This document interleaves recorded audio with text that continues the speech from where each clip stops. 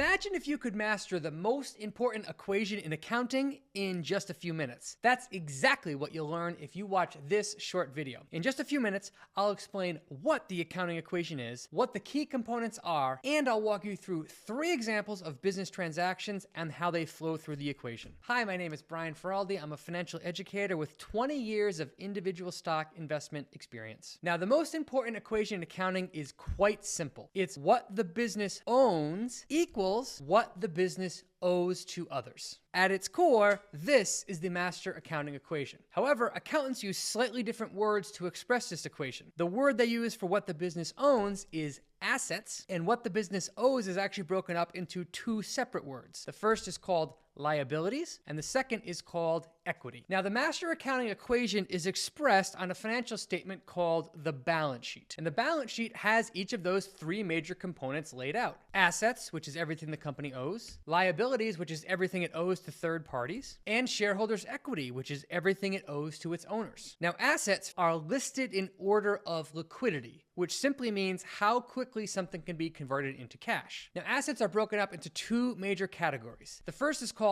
current assets, which are any asset the company expects to use or utilize in less than a year, such as accounts receivable, inventory, and cash. And then there's long-term assets, which are all assets that are expected to last the company more than a year. And this could include things like real estate, buildings, equipment, and goodwill. Now, both current assets and long-term assets are added together, which gives us a company's total assets. Now, liabilities are listed by their due date when the company expects to pay them off. The bills it expects to pay the soonest are listed on top, and the bills it expects to pay the latest are listed on bottom. Now, like assets, liabilities are broken down into 2 main categories. Current liabilities are all liabilities that are expected to be paid within the next 12 months and includes things like accounts payables, short-term debt, and accrued expenses. Long-term liabilities are any liabilities that the company expects to pay off in more than a year and could include things like long-term debt and pension liabilities. Now, current liabilities are added to long-term liabilities, which gives us the company's total liabilities. Final section is equity, also called shareholders' equity, and it's broken down into 2 major components. The first major component is the capital that investors put into the business to get it started and fund it. This includes categories like common stock and additional paid-in capital. The second category is profits that the business generated but chose to retain inside the business. This could include terms like retained earnings, and treasury stock. Now, as you can see on this balance sheet, the company's total assets of $16,000 perfectly equals the company's total liabilities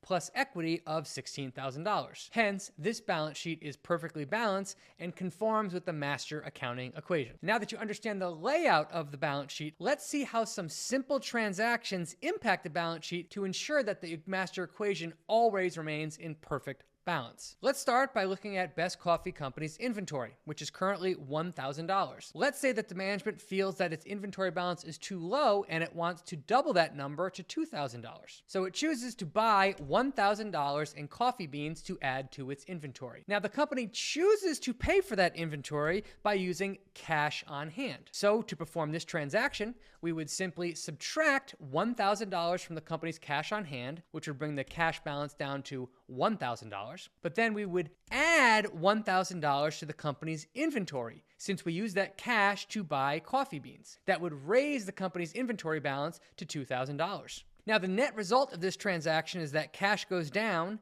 inventory goes up, so the company's total assets haven't changed at all. We just converted one type of asset, cash, into another, inventory. Thus, the master accounting equation of assets equals liabilities plus equity remains perfectly intact. Now let's see another example of a common transaction. Let's pretend that the company now feels that it only has $1,000 in cash, which is too low of a number to run the business. So the management team decides that it wants to raise its cash balance by $5,000 additional dollars. Now, to do so, the company chooses to go to a lender and issue long-term debt of $5,000 to get the company's cash balance up. So once the transaction takes place, we would simply increase the company's cash balance by $5,000, which creates a new cash balance of $6,000. This would simultaneously increase the company's current assets to $11,000 and the company's total assets to $21,000. However, because we issued $5,000 in long-term debt to raise our cash balance,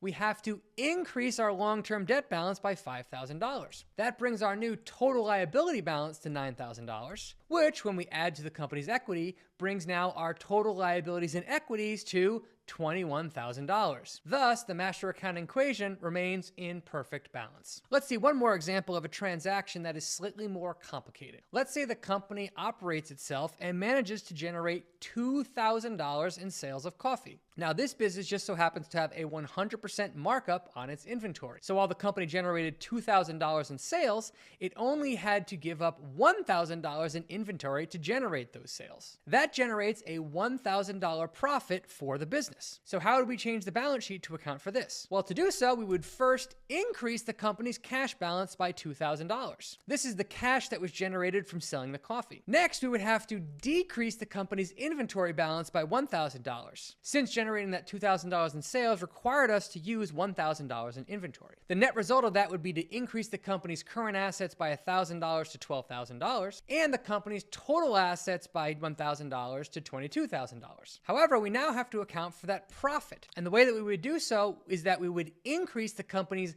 retained earnings, or the profits that are kept within the business, by $1,000. Doing so would increase the company's equity value by $1,000, and thus the master accounting equation would still continue to perfectly balance. As we just saw, no matter what kind of transaction takes place, the master accounting equation always remains in perfect balance. So in some cases, we might be increasing one asset while decreasing another, thus making the accounting equation work. In other cases, we might be increasing the company's assets, but we'd have to simultaneously increase liabilities or increase equity to ensure the balance sheet remains in balance. And in final cases, we might be decreasing the company's liabilities while increasing the company's equity, or vice versa. The key point is that no matter what the transaction that takes place, the company's balance sheet must always perfectly be in balance to comply with accounting standards. Now, it's important to note that not all company balance sheets will look precisely like the one I showed you on screen. That's because management teams have complete control over the terms and categories they use when they're creating their own balance sheet. Moreover, there are literally dozens of accounting terms that management teams can choose from when they're creating their balance sheet, which is why no two companies' balance sheets will look exactly alike. And this is the exact same case for all three financial statements, where management teams can choose whatever words and categories that they want. To make things a little bit easier for you, I created a free accounting ebook called Financial Statement School, which has infographics that break down all three financial statements and the terms that you might see. If you want a free copy of that ebook, just visit longtermmindset.co/FSS ebook or click the link in the video description. Well, thanks for watching. I hope this video was useful. If it was, give us the thumbs up. That does help us out on YouTube. If you want to continue learning for free from here, I highly recommend you watch this